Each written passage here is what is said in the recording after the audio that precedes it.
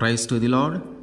ఈరోజు దేవుడు మనకిచ్చినటువంటి వాగ్దానం ఏమిటంటే 2వ రాజుల గ్రంథము 4వ అధ్యాయము 16వ వచనం. మరుసటి ఏట ఈ ఋతువున నీ కౌగిట కుమారుడుండునని ఆమెతో ఆనెను. ఆమెన్.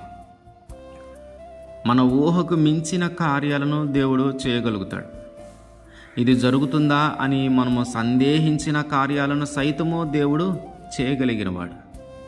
జీవము మరణము రెండు కూడా ఆయన వశంలోనే ఉన్నాయి. ఒకరు పుట్టాలన్నా ఒకరు గిట్టాలన్నా రెండు ఆయన చేతిలోనే ఉన్నాయి. దేవుడు మన జీవితంలో జరిగించే కార్యాలు, మన జీవితంలోకి రావలసిన మేలులు కొన్నిసార్లు ఆలస్యమైనను అవి తప్పక జరిగి తీరుతాయి.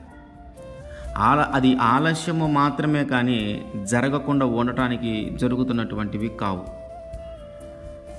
ఎలీషా గారు షునేమీరాలు తన కొరకు ఏర్పాటు చేసినటువంటి ఆ గదిలో నివాసం ఉన్నప్పుడు ఆ షునేమీరాలు వారి ఎడల అంత మంచి మర్యాద, భక్తి శ్రద్ధలను కనబరచటాన్ని బట్టి అసలు ఏమి ఆశించి అది చేస్తూ ఉంది అడుగుదామని తన దగ్గరున్నటువంటి గెహాజీని పిలిచి అడిగాడు. అసలు ఆమెకి ఏం కావాలో అడుగు, తను ఏం కోరుకుంటుందో అడుగు.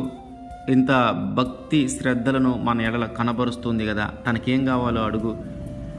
ఎవరితోనైనా మాట్లాడాలా, ఏదైనా రికమెండేషన్ లాగా ఏదైనా చేయాలంటే రాజులతో కానీ సైన్యాధిపతులతో కానీ ఎవరితోనైనా మాట్లాడాలా, ఆమె గురించి ఏదైనా చెప్పాలా అని అంటే అప్పుడు గెహాజీ ఆమె దగ్గరికి వెళ్ళి వచ్చిన తర్వాత గెహాజీకి అర్థమైన విషయం ఏంటంటే ఆమెకి పిల్లలు లేరు, కుమారులు లేరు. అప్పుడు ఎలీషా గారికి చెప్పాడు, అయ్యా ఆమెకి కుమారుడు లేడు అని చెప్తే అప్పుడు ఎలీషా గారు చెప్పిన మాట ఏమిటంటే నెక్స్ట్ ఇయర్కి అంటే మరుసటి ఋతువున నీకు ఒక కుమారుడు జన్మిస్తాడు, నీ కౌగిటిలో ఒక కుమారుడు ఉంటాడు అని తనని ఆశీర్వదించాడు.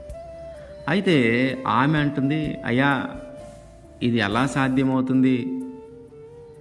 ఆ దైవజనుడా, నాతో అబద్ధం చెప్పొద్దయ్యా, ఇది సాధ్యం కాదయ్యా, ఇది కష్టమైన పని.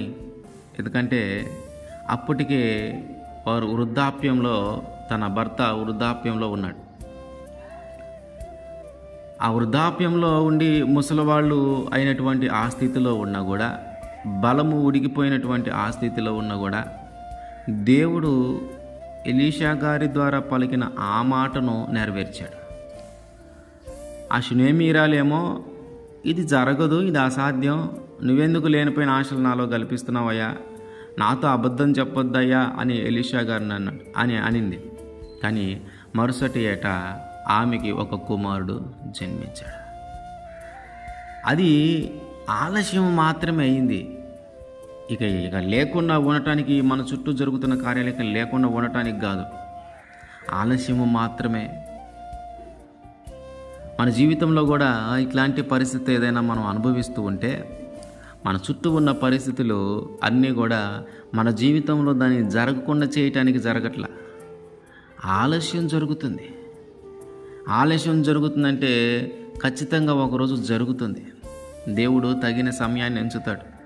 ఆ తగిన సమయంలో అది ఖచ్చితంగా నెరవేర్చబడుతుంది. ఆలస్యము మాత్రమే. దాన్ని చూసి మనము ఏంటి నా జీవితం ఇట్లా అయిపోయిందని మనం దిగులు చెందవలసిన పని లేదు. ఆలస్యము మాత్రమే అయింది, అది ఖచ్చితంగా జరిగి తీరుతుంది.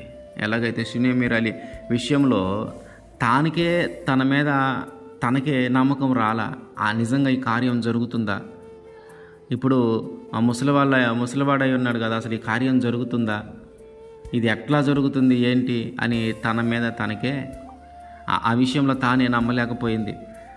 ఆమె దృష్టిలో అది అసాధ్యము అనిపించింది, కానీ దేవునికి అది సాధ్యమే. మన జీవితంలో కూడా అసాధ్యమైన కార్యాలు ఏమైనా ఉంటే అవి దేవునికి సాధ్యమే. మన దృష్టిలో నుంచి చూసినప్పుడు అది అధికమైన కార్యంగా కనిపిస్తూ ఉంటుంది, కానీ దేవుని దృష్టిలో నుంచి చూసినప్పుడు అది స్వల్పమైన కార్యం. కనుక విశ్వాసంతో, నమ్మకంతో మనం ఉంటే, మన చుట్టూ ఉన్న పరిస్థితులను చూసి విశ్వాసమును కోల్పోకుండా, నమ్మకముని కానీ కోల్పోకుండా మనం నిలవబడగలిగితే ఆయన మనకిచ్చినటువంటి ఆ దీవెనను, ఆయన మన జీవితంలో తీసుకొని రావాల్సిన ఆశీర్వాదమును తగిన సమయంలో తీసుకొని వస్తాడు. ఆ తగిన సమయం కోసం మనం కనిపెడుతూ ఉంటే దేవుడే దాన్ని జరిగిస్తాడు. ఆమేన్.